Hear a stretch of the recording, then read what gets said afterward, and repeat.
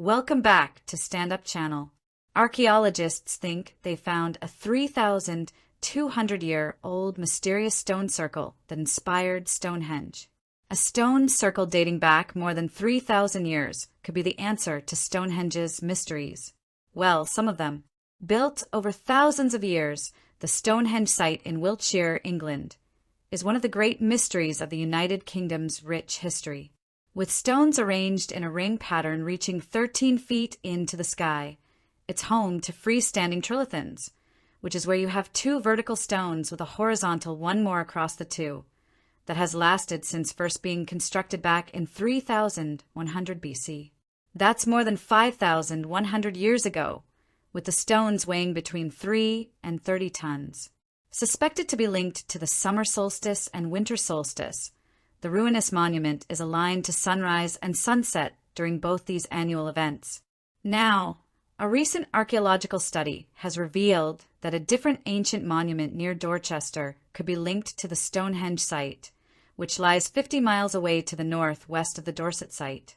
The new research has been published in the Antiquity Journal by researchers from the University of Exeter and Historic England, with the findings paving a new path when it comes to the evolution of monumental architecture in Neolithic Britain.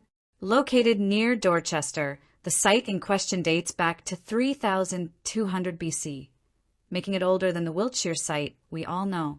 Known as flagstones, it is the earliest known circular enclosure found anywhere in Great Britain.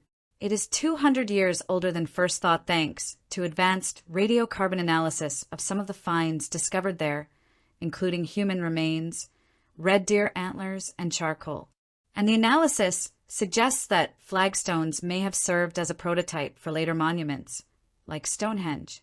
Dr. Susan Greene, a specialist in Neolithic and Bronze Age monuments in Exeter's Department of Archaeology and History, said, "Flagstones is an unusual monument, a perfectly circular ditched enclosure with burials and cremations associated with it.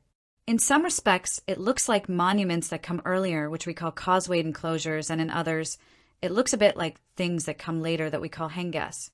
But we didn't know where it sat between these types of monuments, and the revised chronology places it in an earlier period than we expected."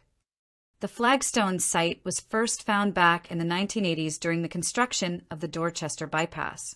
Upon excavation, it was found to be formed of a 100-meter diameter circular ditch made of intersecting pits.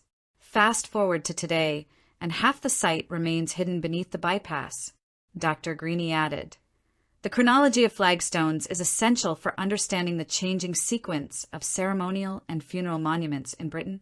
The sister monument to flagstones is Stonehenge, whose first phase is almost identical, but it dates to around 2900 BC. Could Stonehenge have been a copy of flagstones? Or do these findings suggest our current dating of Stonehenge might need revision? The flagstone site also resembles one in Wales called Llandegai Henge in Gwynedd. It comes after a 4,000-year-old Stonehenge-like site was discovered in Denmark under a housing estate, with experts now thinking it showed extraordinary cultural links that spanned Europe thousands of years ago. Vesthimmerland's museum curator Sid Selwallin, who was behind the discovery, said, "Building monuments on this scale, you need to understand why and how. If a British person from the time would have come to the site, they would have known what they are doing in there." Source: ladbible.com. Please like, share, and subscribe. Thank you for watching.